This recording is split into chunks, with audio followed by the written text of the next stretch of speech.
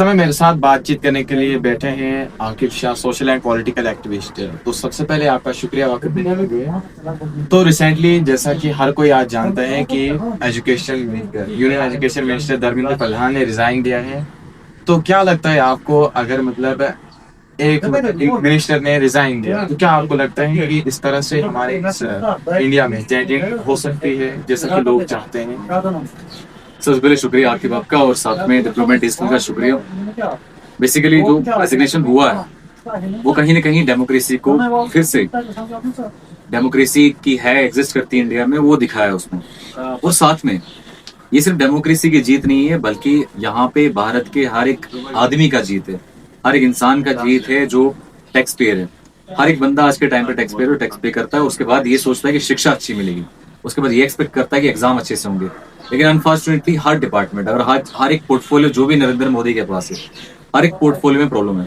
ये सिर्फ एजुकेशन वाले पोर्टफोलियो में प्रॉब्लम नहीं था कि नीट का एग्जाम में स्कैम है, साथ में एसएसबी के एग्जाम में स्कैम है, पीएससी के एग्जाम्स में स्कैम है। हर जगह हमने देखा कि अनएम्प्लॉयमेंट रेट तो बढ़ ही रहा है।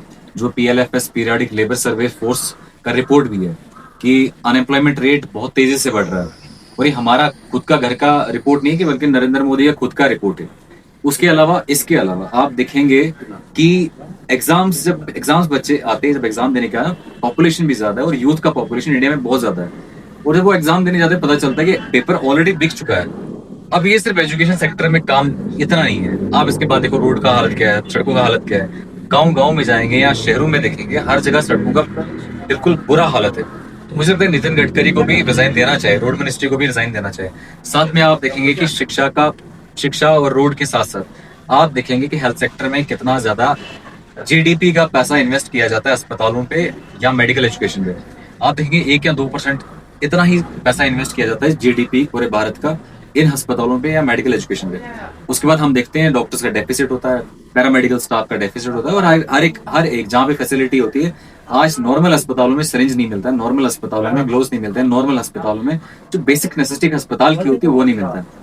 और साथ में आप देखेंगे इसके अलावा फाइनेंस मिनिस्ट्री का, उनका भी रिजाइन देना चाहिए, निर्मला सीतारमण का। क्यों? उसका रीजन मैं अब आपको बताऊंगा कि हमारा बोलते तो हैं 4th largest economy in the world है, लेकिन ह्यूमन डेवलपमेंट इंडेक्स देखते हैं वो सोमालिया, युगांडा, रवांडा से पीछे, जो मतलब बहुत पीछे वाली कंट्रीज है। इसके अलावा ग्लोबल हंगर इंडेक्स देखेंगे तो वो भी बहुत पीछे है, लगभग लास्ट है, पूरी कंट्री में सबसे लास्ट है।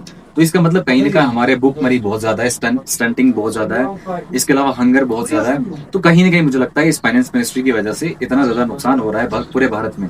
तो फाइनेंस मिनिस्ट्री को भी रिजाइन करना चाहिए, फॉरेन मिनिस्टर को रिजाइन करना चाहिए, क्योंकि वो सिर्फ घूम रहे हैं और मोदी को घुमा रहे हैं। और लेकिन जब फॉरेन में हम देखते हैं कि भाई हमारा अमेरिका हमारे लिए कुछ करे, तो वहां पे वो अमेरिका हमारे लिए टैक्स बढ़ा देता है, ग्रीन कार्ड कैंसिल कर देता है। और साथ में हम देखते हैं कि किस तरीके से हम जहां फॉरेन में जाते हैं हमारे टैक्स रेज किए जाते हैं, हमारे ड्यूटीज रेज हो रही हैं। लेकिन साथ में कभी जब हमारा पाकिस्तान के साथ जंग हो या चाइना के साथ जंग हो, कोई फॉरेन कंट्री मिलने यहाँ पे आती नहीं, सपोर्ट करने नहीं आती है। तो कहीं ना कहीं मतलब फॉरेन मिनिस्टर को भी रिजाइन करना चाहिए। और मुझे लगता है बेसिकली ये सारी चीजें मैं इसलिए बता रहा हूँ क्योंकि मुझे लगता है नरेंद्र मोदी को रिजाइन करना चाहिए, क्योंकि उससे देश संभाला जा नहीं रहा है। इतना पब्लिक सड़कों पे है सिर्फ मोदी की वजह से सड़कों पे, कोई एफिशिएंसी सरकार में नहीं, अकाउंटेबिलिटी ट्रांसपेरेंसी की बात की जाती है, लेकिन करप्शन हाई लेवल पे, लार्ज स्केल पे।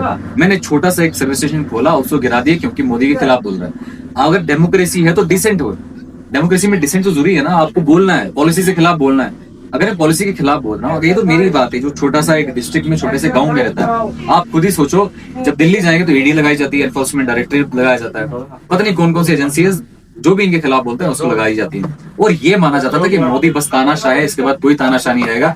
इनने इतना तानाशाही मचा के रखी थी, इनको पता चला, कॉर्पोरेट जनता पार्टी पार्लियामेंट के बिल्कुल आसपास जब पहुंची, इनको पता चला कि पावर पब्लिक का और यहाँ हिंदुस्तान का पावर जो है वो बहुत डाइवर्स है। हिंदुस्तान एक डाइवर्स कंट्री है, ये यूनिटी इन डाइवर्सिटी दिखा दिया पब्लिक ने दिल्ली में, जंतर मंतर में, और दिल्ली में दिखा दिया पब्लिक में। वहीं पे सरदार था, वहीं पे मुसलमान था, वहीं पे हिंदू था, हिंदू और खाना खिला रहा था, तो मुसलमान वो जो है वहां पे जो है दे रहा था, लोगों को पहुंचा रहा था।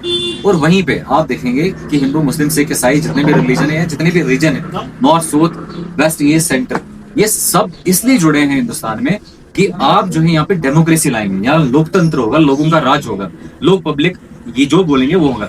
फार्म बिल फार्मर्स ने लाई और इन्होंने बोला कि नहीं, फार्मर बिल नहीं, हम जो है इसको रिजेक्ट कर दें। लेकिन फार्मर ने इतना साल प्रोटेस्ट करने के बाद इनने बिल वापस ली। सिर्फ एक फार्मर है जिनकी बिल वापस ली, बाकी किसी की बिल वापस नहीं ली गई। और डेमोक्रेसी में हम यहाँ भारत में, जब भारत में आयुष्मान हुआ तो सबका ये था कि यहाँ पे डेमोक्रेसी होगा, लोकतंत्र होगा। ये बीजेपी के लोग आरएसएस से जुड़े हुए हैं, आप भी जानते हैं। आरएसएस ने, आप मुझे कोई 2-3 लोगों के नाम बताओ, आरएसएस के लोगों के नाम बताओ जिनने भारत के लिए लड़ा है, भारत की आजादी के लिए लड़ा है। इनका नागपुर में आरएसएस का हेडक्वार्टर है। आप मुझे बताओ, इनने 50 साल वहां हिंदुस्तान का झंडा नहीं चढ़ाया, इनने कभी वंदे मातरम नहीं बोला। आप खुद ही बताओ, ऐसे लोग इस भारत को चला रहे हैं इस टाइम पे, चलाएंगे कहाँ पे?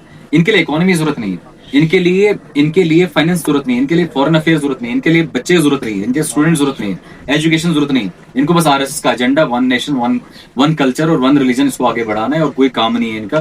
पब्लिक को ये बस सिर्फ बेवकूफ बना रहे हैं।